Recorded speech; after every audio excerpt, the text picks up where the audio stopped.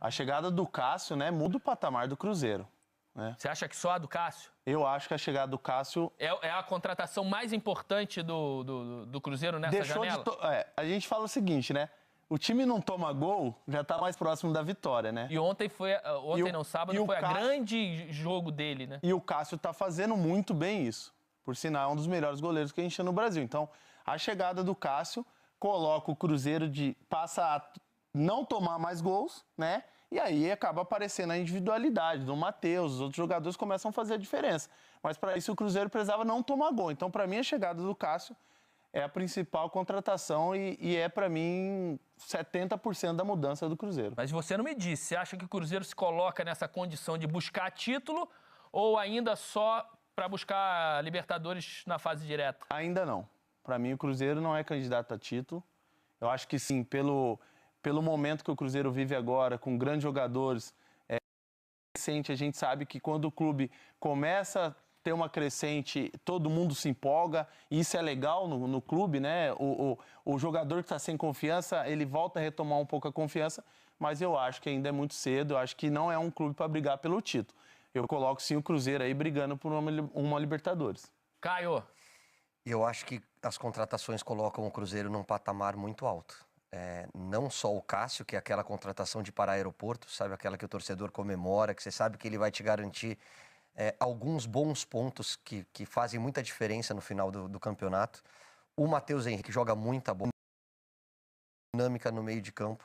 O Barreal é uma grande contratação, é aquele jogador demais, que me lembra um pouco, e não a comparação técnica, o estilo do Danilo, sabe? Que jogou no São Paulo, no Corinthians. É aquele cara que faz aquele lado esquerdo ali, que se apresenta o tempo todo para o jogo, que pisa na área, que dá volume, que ajuda sem a bola. Aline. Eu gosto muito do Cruzeiro jogando. A gente sempre passa por um momento elogiando um time, né? Fica 1, 2, 3 semanas jogando muito bem, 4 semanas muito bem. E esse time do Seabra é muito gostoso de assistir, muito gostoso de ver. Você tem o João Marcelo, que é um grande zagueiro, o William, o lateral direito, que também se destaca absurdamente nessa equipe, é importante. O Romero, que é o primeiro homem do meio de campo, é importantíssimo. Barreal, que faz a ala, faz a ponta, faz o meio, agora está um pouquinho mais ali como um segundo homem. Mateuzinho jogou muito bem, Matheus Pereira a gente cansa de falar, mas é um time que na frente se movimenta muito. Os adversários não conseguem ter essa facilidade, essa leitura de encaixar de forma rápida. Eles se apresentam o tempo inteiro, é uma equipe muito móvel e acaba confundindo. E Aline, eu acho que sistema de movimentação, você viu como é que ele joga? Ele, numa fase defensiva, ele libera o Matheus Pereira lá na frente, ele não recompõe, né? Ele descansa o grande craque do time, obriga, dessa vez jogou Lautaro e Caio, a ter uma recomposição um pouco pelos lados do campo, mas não até acompanhar até a morte, como a gente fala, até determinado setor. Vai abrindo Barreal e, dessa vez, Matheus Henrique. E quando rouba a bola, o que ele dá de liberdade para os meninos dos lados, né? Para o Marlon, que jogou dessa vez, ou o Kaique, e o William do lado direito. E aí é que tem essa movimentação, né? Dos laterais com os atacantes, muita linha com o de passe, né? Muita gente se aproximando. É muito bacana de assistir, eu gosto muito. Mas, enfim, eu acho que, assim, é uma equipe que me agrada muito de ver jogar, e não só pelos resultados de desempenho. Eu esperaria um pouquinho mais para falar, mas tem muito potencial para isso se encaixar agora nesse segundo turno.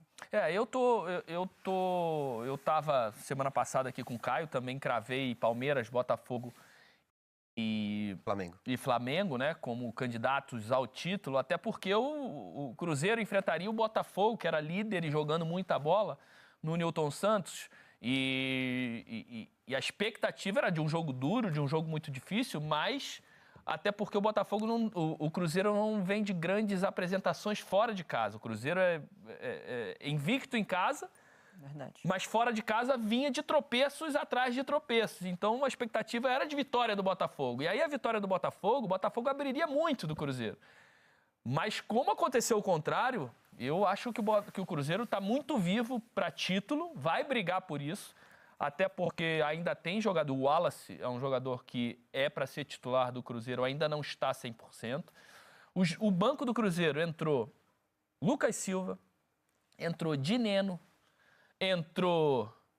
Ainda tem o Zé Rafael, o Zé Ivaldo, que é grande zagueiro para fazer dupla com o João Marcelo, que são os dois titulares. O Vidalba, que jogou, é bom jogador, mostrou boa saída de boas bola, credenciais. O Cássio, uma apresentação espetacular que empolgou o torcedor do Cruzeiro. Você tem o Arthur Gomes, que era titular até ontem, continua fazendo grande temporada. Então, não só o time titular, né? O que ele tem de banco de reservas, de peças para poder mexer na equipe e continuar esse vigor físico, não só a parte técnica, mas a parte física do Cruzeiro, me deixaram nessa expectativa de que o Cruzeiro também briga por título. E apesar de estar fora de Libertadores e de Copa do Brasil, no Brasileiro isso é um ponto positivo, né? Sabe uma outra coisa muito legal do Cruzeiro? O Seabra. Porque na hora que você tem um nível, um aporte financeiro, que você muda o patamar do time, o investimento, o que a gente está vendo toda hora aqui no Brasil? Você não analisa trabalho, você analisa passaporte. Eu vou investir, eu vou trazer jogador, quem é o gringo que vai cuidar desse time? Cara, às vezes a solução está na própria casa. O Seabra, pelo menos até então, é conhecedor, identificado com o clube, com passagem pela categoria de base. Olha o trabalho que ele está fazendo. É muito legal você valorizar quem já está lá. Não é só porque você tem dinheiro em caixa que você tem que buscar uma solução diferente. Tem que analisar trabalho e não passar positivo para o Cruzeiro. Ô Roger, em cima disso que o Caio falou, cara, a gente está falando dos jogadores, né? Mas dentro disso a gente não pode deixar de destacar a habilidade e a competência do Alexandre Matos, né? Mais uma vez ele vai para um outro clube diferente, tem a habilidade de buscar jogadores na janela, tem a habilidade de trazer o Cássio numa situação ruim, né? Levou o Dudu. Quase levou o Dudu. Rateou no final, né? Exatamente. Então, a habilidade do Alexandre Matos de montar elenco... O dinheiro injetado, né? Cofre aberto. Mas às vezes não é tudo o dinheiro, não é só o dinheiro, que o Caio acabou de falar aqui. Ele tem dinheiro para trazer um treinador, teve a sensibilidade de falar, não, vai ser esse cara aqui. Esse cara tá com o grupo, é um cara que conhece muito bem o vestiário, o Alexandre. Então, muito mérito também para o Alexandre essa evolução do Cruzeiro. Acho que eles não estão dentro da briga no momento. A briga dos dois é a mesma nesse instante no campeonato. A gente tem que lembrar que a briga do Cruzeiro ela se moldou. Começou com uma gestão que era para manter o Cruzeiro ali na primeira parte, entre os 8 primeiros. Trocou-se a gestão, o time foi qualificado e, por exemplo, vocês já não veem da minha parte o discurso de o Cruzeiro vai brigar pelo G8. Não, com esse elenco, com o time jogando da maneira que tem, o Cruzeiro tem que lutar para estar no G6. O Cruzeiro tem que lutar para... Não é pouco, porque assim, as pessoas não podem confundir, porque aí de repente o Cruzeiro não alcança o título, mesmo que ele se torne candidato em algum momento, ficou abaixo da expectativa. Não ficou abaixo da expectativa. Mas não podemos tirar essa responsabilidade, não. Quem está tirando responsabilidade? Esse medo excessivo, esse contorcionismo. Não, eu estou colocando os seguintes pontos. Sem nenhum tipo de ufanismo e delírio. Mas eu estou colocando as coisas como elas são. Mas o Cruzeiro tem 5 Falar pontos que só o atrás do Cruzeiro, Flamengo. a gente tem que lembrar que, tudo bem... Se o Cruzeiro vence o jogo dele adiado, ele fica 3 pontos do Botafogo, que é o vice-líder. Mas vão faltar 19 rodadas. Tudo tem bem, time que está faltando. Ainda estão falando isso não faz com que o Cruzeiro não seja briga. Vamos lá, só fazer um exercício. Se essa for a situação... Na 28ª rodada, eu vou vir aqui falar, o Cruzeiro está na briga pelo título. Mas ele está. Hoje está. Eu só não consigo falar com tanto de campeonato que tem pela frente. Muito feliz, tenho 2 grandes treinadores de goleiros que têm me ajudado muito desde o primeiro dia que cheguei, que é o Robertinho e o João, um grande treinador que é o Seabra, e um clube muito organizado, que tem um presidente que vem do Pedrinho, Pedro, né? Pedrinho é mais íntimo assim, mas...